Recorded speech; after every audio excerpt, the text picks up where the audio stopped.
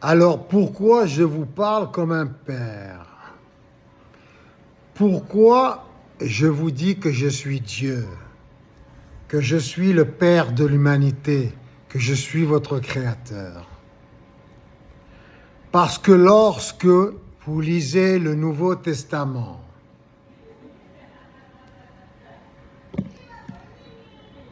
vous découvrez au fur et à mesure de votre évolution, de votre lecture approfondie, lorsque vous la méditez et que vous essayez de trouver des connexions avec votre vie quotidienne, vous comprenez que Jésus-Christ, c'est votre Fils. Pour certains, c'est votre frère. Pour d'autres, c'est votre père. Pour d'autres encore, c'est votre oncle, c'est votre voisin. Et pourquoi je vous dis ça? Je vous dis ça parce que Jésus-Christ nous a laissé un message pour que nous puissions comprendre que nous sommes tous des pères de l'humanité, des mères de l'humanité.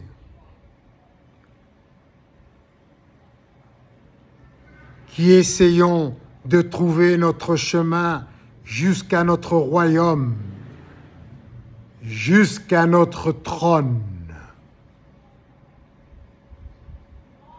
Pour ma part, aujourd'hui, à mon âge,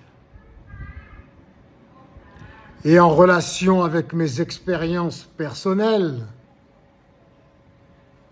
qui ne sont pas terminées, Jésus-Christ est mon Fils.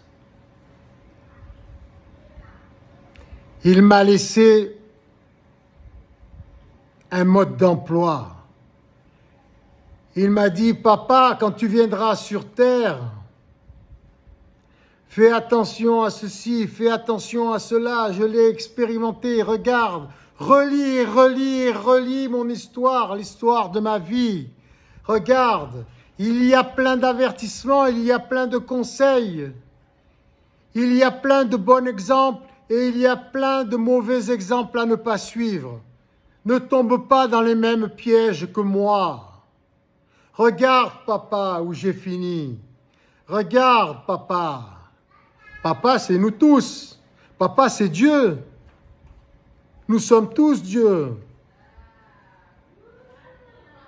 Et mon fils, ou votre frère, votre enfant, votre oncle ou votre frère, ça dépend comment vous le ressentez, à quel moment dans le parcours, sur le chemin de votre vie, comment vous le ressentez. Pour ma part, il me fait comprendre que nous perdons la mémoire. Sans cesse, nous oublions, pour différentes raisons. Le stress, l'âge, les préoccupations, les soucis, les peurs. Et qu'il est bon toujours de se recentrer sur ces conseils, sur ces expériences, sur ces informations, pour que nous puissions retrouver notre chemin, le chemin du royaume, de notre royaume céleste, que nous essayons de créer sur la terre, à l'image de celui de notre imagination, celle qui nous a servi d'écrire tous ces livres sacrés.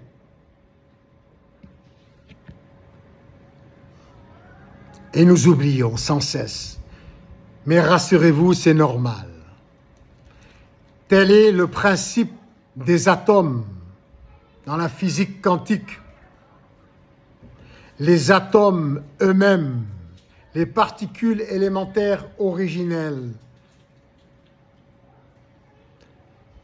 mutent, se transforment, changent, évoluent. Tel est le processus de vie, de toute particule élémentaire cosmique qui nous constitue.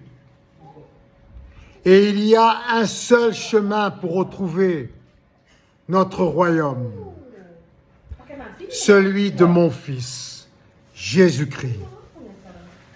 Lisez et relisez jusqu'à ce que vous compreniez que vous êtes Dieu, que nous sommes Dieu et que nous faisons qu'un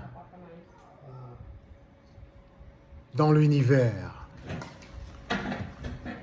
Nous sommes cette énergie cosmique qui nous a créés, l'amour céleste représenté par la Vierge Marie. Mais à cet amour inconditionnel,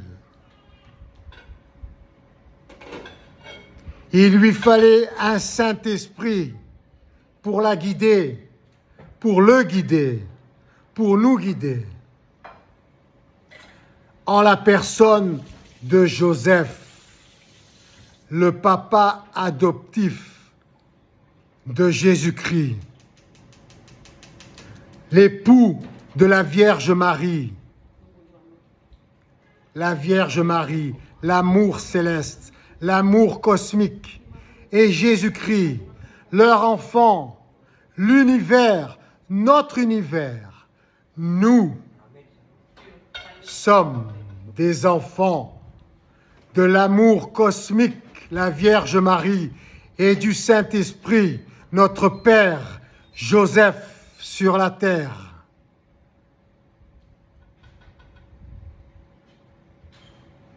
Amen.